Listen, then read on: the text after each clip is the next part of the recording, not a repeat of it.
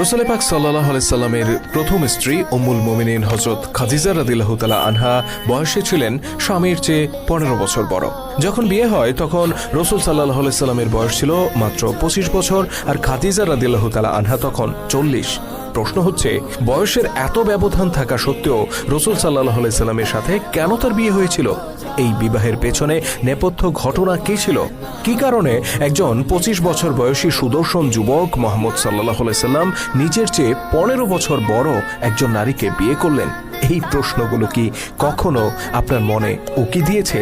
যদি দিয়ে থাকে তাহলে আজকের ভিডিওটি আপনার জন্য। এটা রাসূল সাল্লাল্লাহু আলাইহি সাল্লামের নবুয়তের দায়িত্ব পাওয়ার 15 বছর আগের কথা। তিনি তখন 25 বছর বয়সী টকবগে যুবক।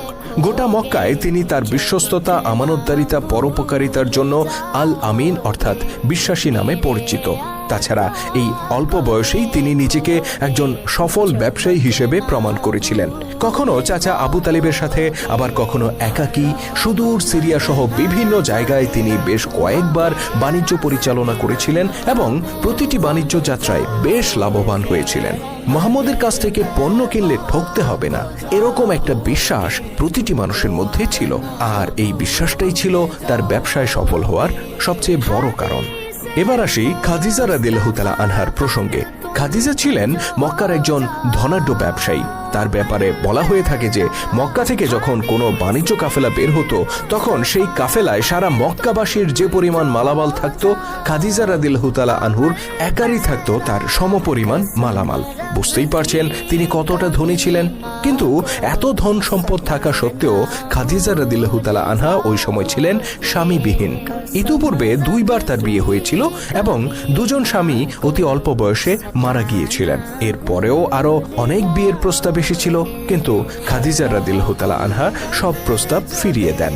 এদিকে সময় তো আর কারোর জন্য বসে থাকে না, ক্রমেই বয়স বাড়তে থাকে খাদিজা রাদিয়াল্লাহু তাআলা আনহার। বয়স যখন 40 ছুঁই তখন খাদিজা রাদিয়াল্লাহু তাআলা আনহা একবার ভাবলেন তিনি সিরিয়ায় একটি বাণিজ্য কাফেলা পাঠাবেন। সেই কাফেলার দায়িত্ব তিনি দিবেন খুব বিশ্বস্ত কোনো ব্যক্তির উপর। মক্কার অপরাপর বাসিন্দাদের মতো খাদিজাও জানতেন মক্কায় মুহাম্মদ ইবনে আব্দুল্লাহ নামে একজন বিশ্বস্ত যুবক বসবাস করেন। তিনি লোক মারফত মুহাম্মদ সাল্লাল্লাহু আলাইহি সাল্লামের কাছে এই বাণিজ্য পরিচালনার জন্য প্রস্তাব পাঠালেন। সেই প্রস্তাবে তিনি বললেন, আপনি যদি আমার বাণিজ্য কাফেলার দায়িত্ব নেন তাহলে আপনাকে অন্যদের তুলনায় আমি দ্বিগুণ পরিমাণ মুনাফা দেব। মুহাম্মদ সাল্লাল্লাহু আলাইহি সাল্লাম খুশি মনে এই দায়িত্ব গ্রহণ করেন। অতঃপর মুহাম্মদ সাল্লাল্লাহু আলাইহি সাল্লাম খাদিজার মালামাল নিয়ে মক্কা থেকে সিরিয়ায় গেলেন এবং সেগুলো সিরিয়ার বাজারে বিক্রি করলেন। অতঃপর সেই অর্থ দিয়ে তিনি সিরিয়ার বাজার থেকে কিছু মালামাল কিনলেন এবং সেগুলো আবার মক্কার বাজারে এনে বিক্রি করলেন। বাণিজ্য শেষে দেখা গেল খাদিজা রাদিয়াল্লাহু তাআলা আনহা যে টাকা বিনিয়োগ করেছিলেন লাভ হয়েছে তার প্রায় দ্বিগুণ। খাদিজা রাদিয়াল্লাহু তাআলা আনহার একজন ভৃত্য যার নাম ছিল মায়সারা, তিনি এই বাণিজ্য যাত্রায় মুহাম্মদ সাল্লাল্লাহু আলাইহি সাল্লামের সাথে গিয়েছিলেন। তিনি বাড়ি ফিরে খাদিজাকে এই সুসংবাদ দান করেন। একই সাথে মায়সারা বাণিজ্য যাত্রায় ঘটে যাওয়া 2টি ঘটনা উল্লেখ করেন, যা শুনে খাদিজা রাদিয়াল্লাহু তাআলা আনহা বিস্ময়ে হতবাক হয়ে পড়েন। প্রথম ঘটনাটি ঘটেছিল সিরিয়ায় যাওয়ার পথে। যাত্রাপথে মুহাম্মদ সাল্লাল্লাহু আলাইহি সাল্লাম ক্লান্ত হয়ে একটি গাছের নিচে বিশ্রাম নিচ্ছিলেন। ওই গাছটি ছিল একটা গির্জার খুব নিকটে। কিছুক্ষণ পর ওই গির্জা থেকে একজন পাদ্রী বের হয়ে আসেন এবং মায়সারাকে জিজ্ঞেস করেন, গাছের নিচে বিশ্রামরত যুবকটি কে? মায়সারা বলেন, তিনি মক্কার কোরাইশ বংশের মুহাম্মদ ইবনে আব্দুল্লাহ। পাদ্রীটি কিছুক্ষণ মুহাম্মদ সাল্লাল্লাহু আলাইহি সাল্লামকে পর্যবেক্ষণ করে বলেন, তিনি একজন নবী ছাড়া আর কেউ নন। দ্বিতীয় ঘটনাটি ঘটে সিরিয়া থেকে মক্কায় ফিরে আসার পথে। এ সময় মুহাম্মদ সাল্লাল্লাহু আলাইহি সাল্লাম ওটে চড়ে উত্তপ্ত মরুভূমি অতিক্রম করছিলেন। পিছু পিছু আরেকটি ওটে করে আসছিলেন মায়সারা। এ সময় মায়সারা বিস্ময় ভরা চোখে দেখতে পান এই উত্তপ্ত মরুভূমিতে আকাশের একখণ্ড মেঘ মুহাম্মদ সাল্লাল্লাহু আলাইহি সাল্লামকে ছায়া দিয়ে তার সাথে সাথে এগিয়ে চলছে।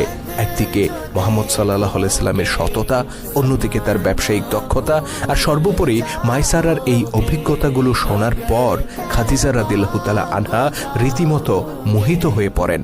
তিনি এতটাই মুগ্ধ হন যে বহু বছর ধরে বিয়ে না করার যে জেদ নিয়ে তিনি বসেছিলেন সেই জেদ থেকে তিনি বেরিয়ে আসেন এবং যুবক মুহাম্মদ সাল্লাল্লাহু আলাইহি সাল্লামকে বিয়ে করতে ব্যাকুল হয়ে ওঠেন। অতঃপর খাদিজা রাদিয়াল্লাহু তাআলা আনহা নিজেই মুহাম্মদ সাল্লাল্লাহু আলাইহি সাল্লামের সাথে সাক্ষাৎ করেন এবং তাকে বিয়ের প্রস্তাব দেন।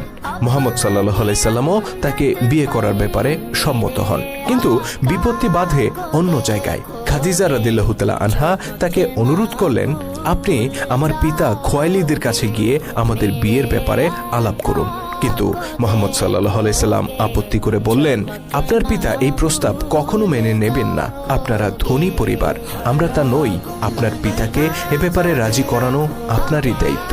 বেচারি খাদিজা রাদিয়াল্লাহু তাআলা আনহা পড়ে গেলেন বিপদে। তিনি নিজেও জানতেন তার পিতাকে এ ব্যাপারে রাজি করানো সহজ হবে না। তিনি ভাবতে থাকলেন কিভাবে তার পিতাকে রাজি করানো যায়। অনেক চিন্তা ভাবনা করে তিনি শেষ পর্যন্ত একটা ফোন দিয়ে আঁকলেন। পিতা খোয়াইলিদের একটা বদ অভ্যাস ছিল যে তিনি নিয়মিত মদ পান করতেন। তো এরকমই একদিন মদ খেয়ে তিনি মাতাল অবস্থায় ছিলেন। এই অবস্থাতেই খাদিজা রাদিয়াল্লাহু তাআলা আনহা তার কাছে যান এবং মুহাম্মদ সাল্লাল্লাহু আলাইহি সাল্লামের কাছে তাকে বিয়ে দিতে অনুরোধ করেন। খোয়াইলিদ তখন ছিলেন অন্য দুনিয়ায়। তিনি আকপাচ কিছু না চিন্তা করেই সম্মতি জানিয়ে দেন। খাদিজাও তখন খুশি মনে ফিরে আসেন এবং পরিবারের সবাইকে জানিয়ে দেন তিনি মুহাম্মদ সাল্লাল্লাহু আলাইহি সাল্লামকে বিয়ে করবেন, আর এ ব্যাপারে তার পিতা সম্মতি জানিয়েছেন। এই পর্যন্ত সব ঠিকঠাক চলছিল, কিন্তু বিপত্তি বাধল যখন পিতা খোয়াইলিদের মাতলামি কেটে গেল। তিনি স্বাভাবিক হওয়ার পর ঘটনা জানতে পেরে বেশ ক্ষিপ্ত হয়ে ওঠেন। নিজের মেয়েকে 15 বছর কম বয়সী এক দরিদ্র যুবকের কাছে বিয়ে দিতে তিনি অস্বীকৃতি জানান। বেচারি খাদিজা রাদিয়াল্লাহু তাআলা আনহা আবারও পড়ে গেলেন মহাবিপদে। তৎকালীন আরব সমাজে পিতার সম্মতির বাইরে কাউকে বিয়ে করা মেয়েদের পক্ষে অসম্ভব ছিল। খাদিজা রাদিয়াল্লাহু তাআলা আনহা তখন আবার তার পিতার কাছে গেলেন এবং অনেক অনুনয় বিনয় করে তাকে বোঝানোর চেষ্টা করলেন। তিনি মুহাম্মদ সাল্লাল্লাহু আলাইহি সাল্লামের চারিত্রিক গুণাবলী, তার ব্যবসায়িক দক্ষতা এবং মক্কার মানুষদের কাছে তার জনপ্রিয়তা সবকিছু তুলে ধরে তাকে রাজি করানোর চেষ্টা করলেন। আর শেষমেশ খোয়াইলিদ নিজের মেয়ের মুখের দিকে তাকিয়ে সম্মতি জানিয়ে দিলেন। অবশেষে দুই পরিবারের মধ্যে আনুষ্ঠানিকভাবে কথাবার্তা পাকা করে নির্ধারিত দিনে মুহাম্মদ সাল্লাল্লাহু আলাইহি সাল্লাম ও খাদিজা রাদিয়াল্লাহু তাআলা আনহার শুভ বিবাহ সম্পন্ন হলো। মোটামুটি এই ছিল হযরত খাদিজা রাদিয়াল্লাহু তাআলা আনহার সাথে রাসূল সাল্লাল্লাহু আলাইহি সাল্লামের বিবাহের ঘটনাবলী। তবে বিষয়টি ঐতিহাসিক গ্রন্থগুলোতে আরো বিস্তারিতভাবে বর্ণনা করা হলেও আমরা এখানে খুব সংক্ষেপে ঘটনাটি বর্ণনা করলাম।